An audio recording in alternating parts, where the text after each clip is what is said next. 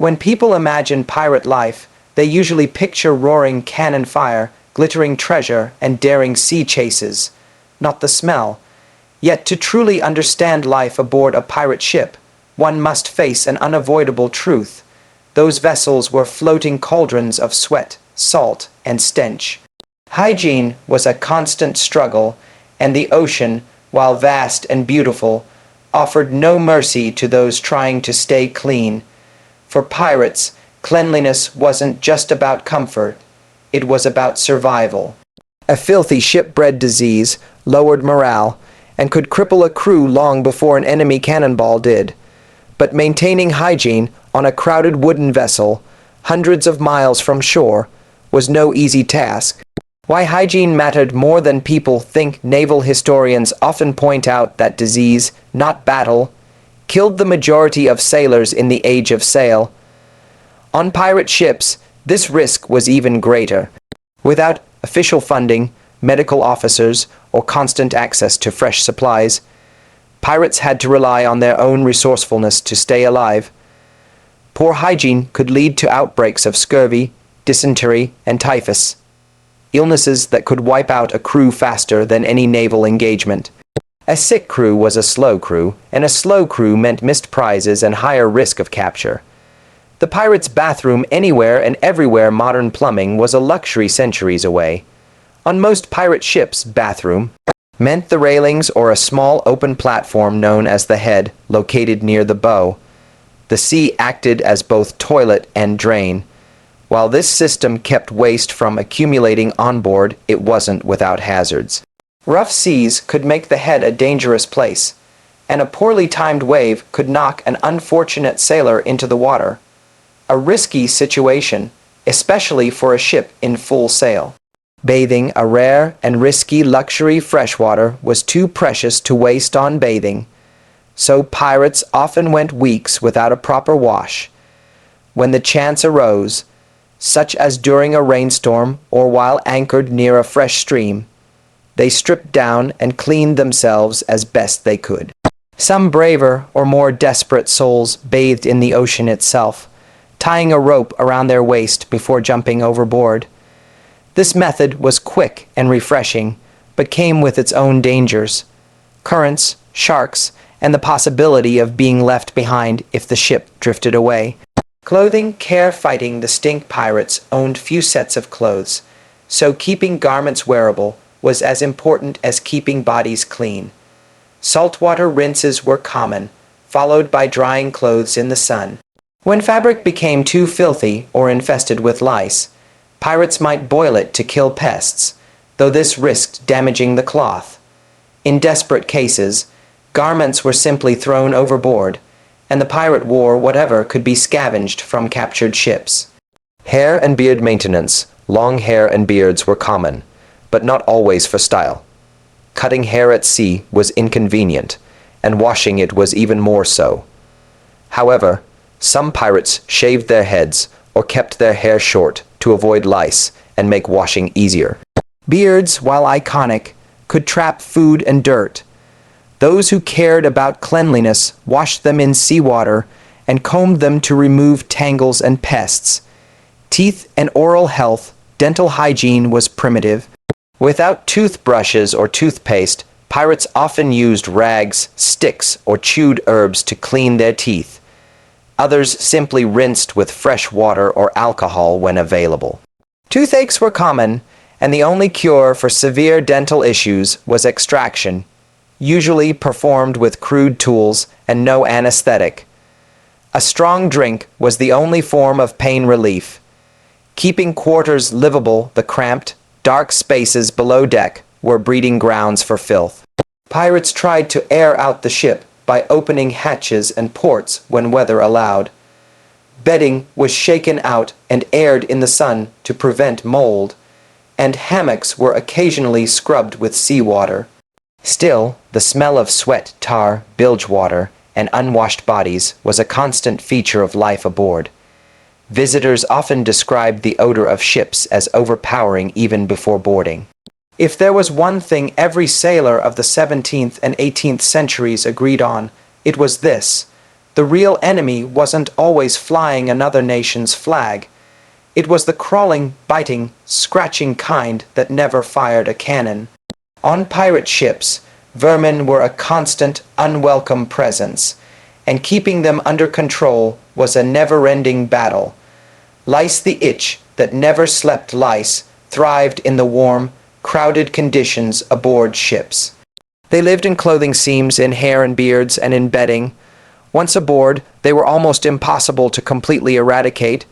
Pirates fought lice by boiling clothes and bedding. The heat killed both insects and their eggs. Shaving heads, removing the lice's habitat entirely. Regular sun, baking laying hammocks and garments out in the hot sun to dry and kill pests. Even with these measures, most pirates accepted lice as a part of life, scratching absent-mindedly while going about their duties. Fleas, the hidden menace fleas, were harder to detect but just as irritating. They could live in hammocks, straw bedding, or in the seams of the ship's wooden structure. Their bites caused itchy welts, and in some cases, they spread serious diseases.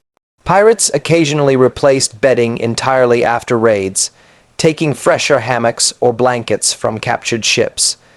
Flea infestations were also one reason some crews preferred hammocks over bunks. Hammocks could be shaken out and cleaned more easily. Rats, the shipboard plague rats, were the most dangerous vermin aboard. They destroyed food stores, chewed through ropes and sails, and carried diseases like plague and typhus.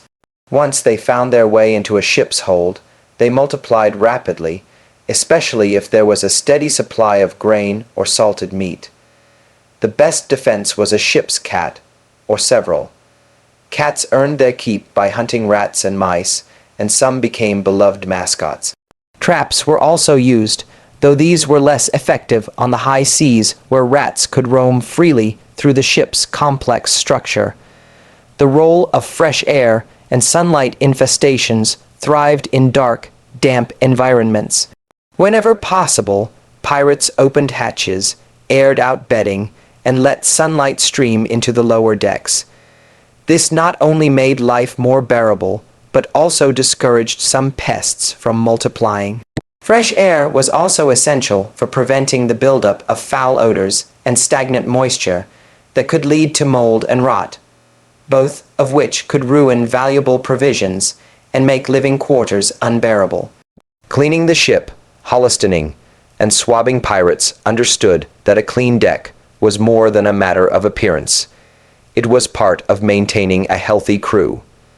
The process of holisting involved scrubbing the deck with blocks of sandstone and seawater, often on hands and knees. This removed dirt, salt buildup, and fish blood from the planking. Below deck, swabbing was done with mops and buckets of seawater. While this didn't remove every trace of grime, it kept the worst filth from accumulating. When vermin won despite their efforts, pirates could rarely rid their ships of pests completely. There were times when infestations became so bad that bedding had to be burned, clothing discarded, and storage areas emptied and cleaned. In extreme cases, pirates might anchor near shore, unload the ship, and fumigate it by lighting smoky fires inside, driving pests out, but making the ship temporarily uninhabitable. The psychological toll of constant infestation, the itchiness, bites, and general discomfort of living with vermin wore on a pirate's patience.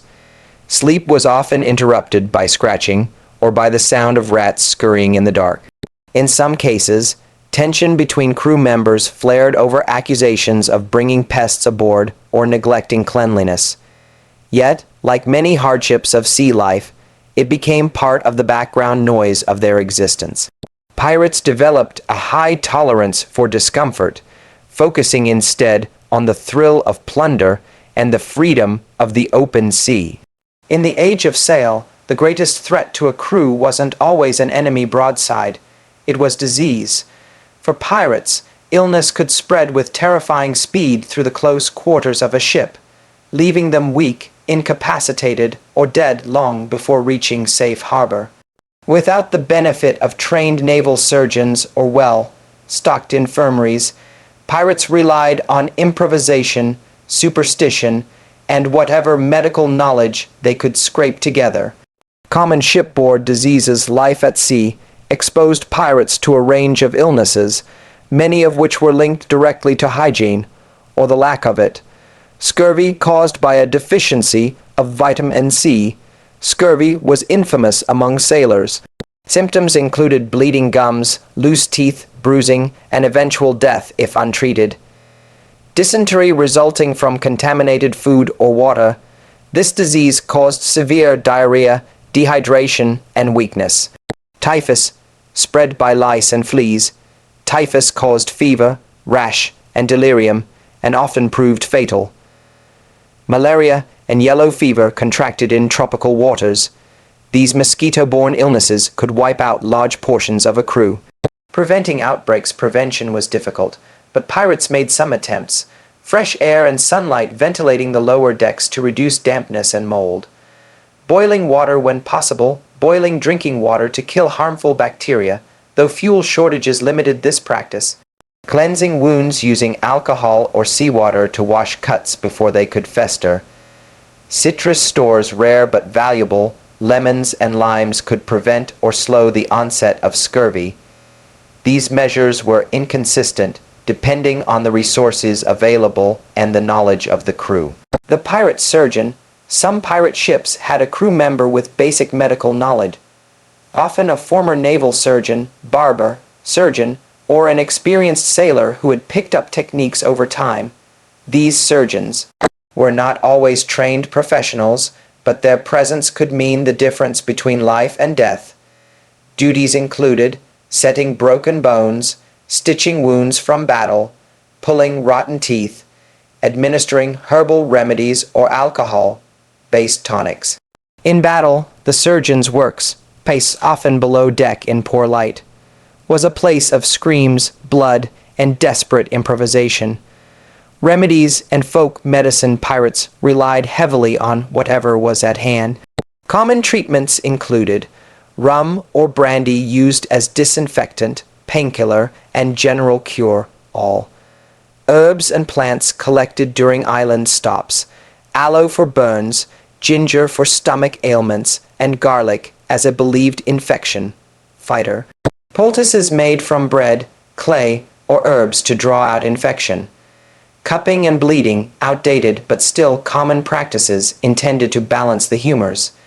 Some cures worked, others didn't, but hope and belief often mattered as much as the remedy itself. Quarantine at sea.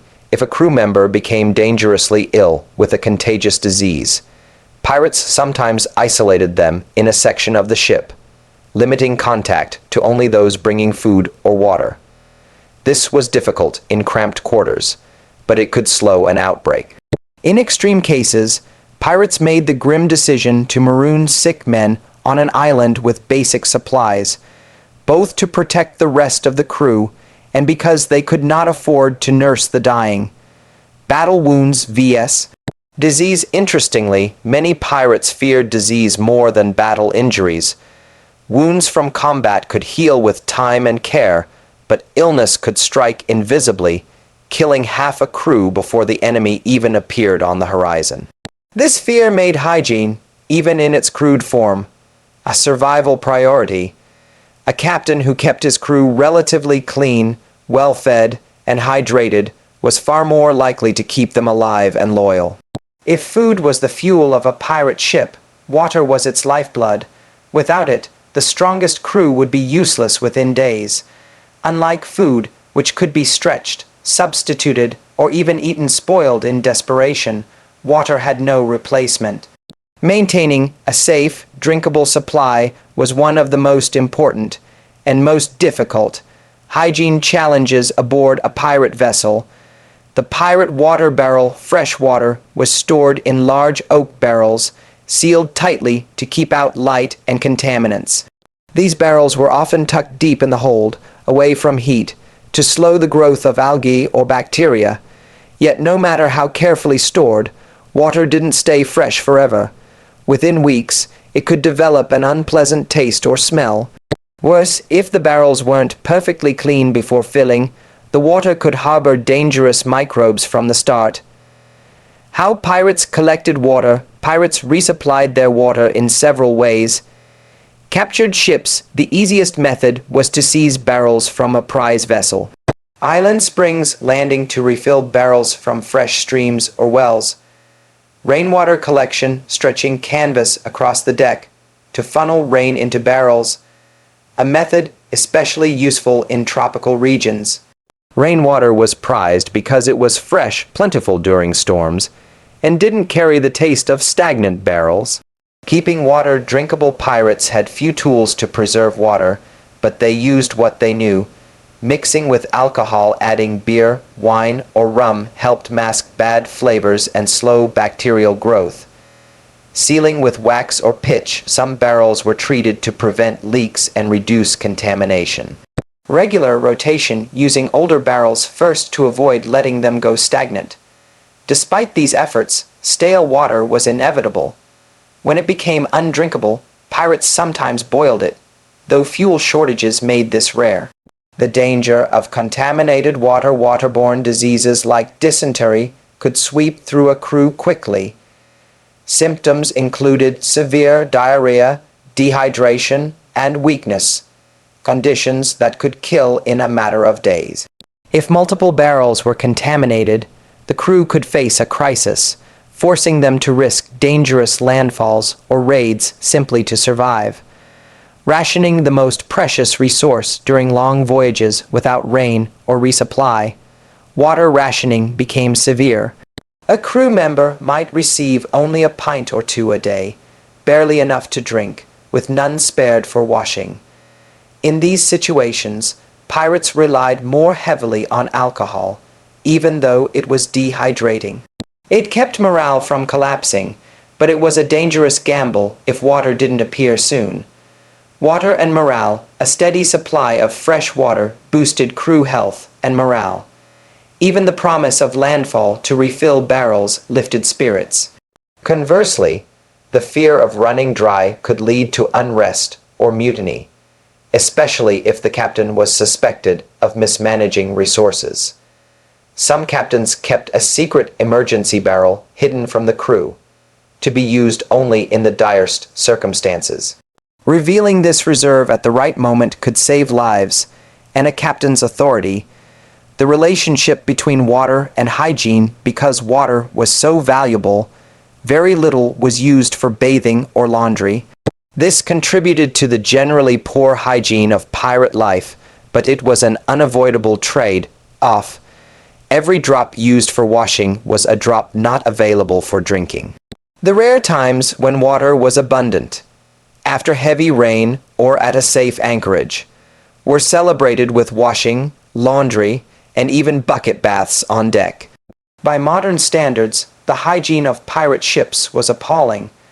Yet within the constraints of the 17th and 18th centuries, pirates often did better than many merchant or naval crews.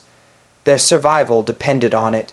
A well-fed, reasonably healthy crew could chase prizes longer, fight harder, and outrun their enemies. Hygiene was not about vanity. It was a weapon.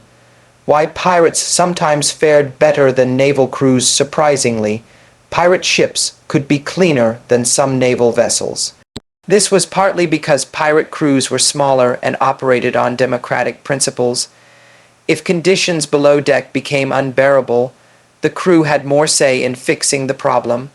A miserable crew could vote out an incompetent captain, so leaders had a strong incentive to keep living conditions tolerable.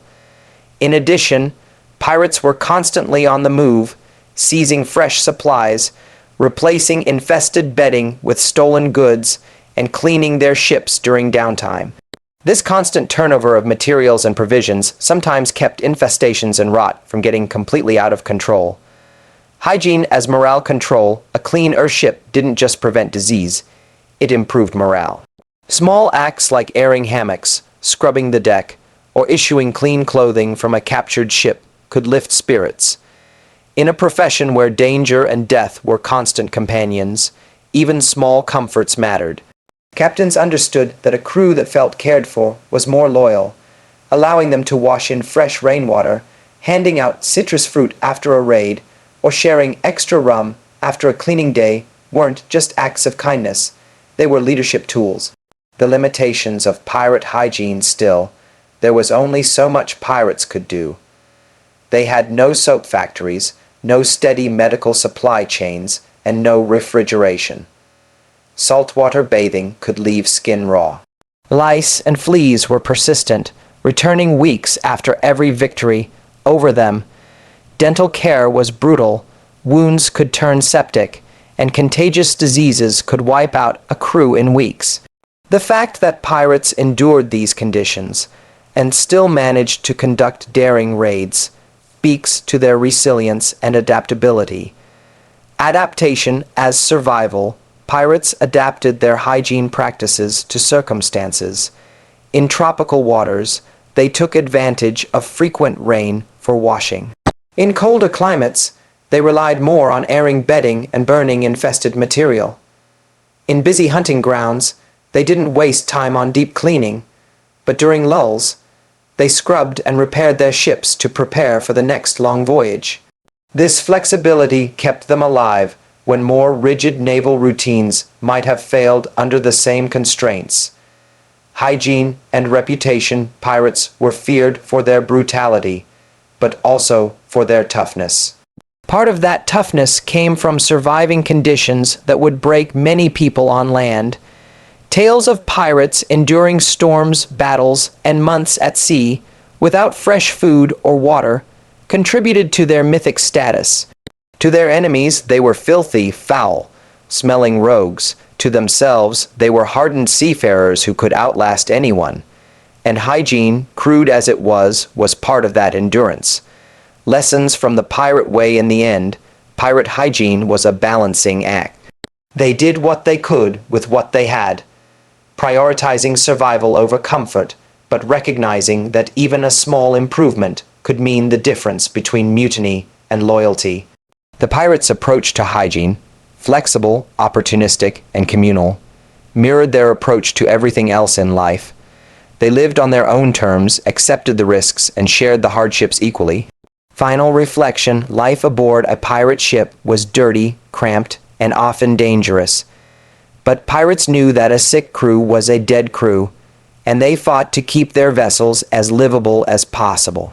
Whether it meant boiling lice, ridden clothes, scrubbing decks on hands and knees, or catching rainwater to wash away weeks of grime, these efforts were as important as any weapon in their arsenal. In the grand story of piracy, treasure and adventure often steal the spotlight. Yet it was the daily, unglamorous battle against filth and disease that kept these outlaws alive long enough to write their names into legend.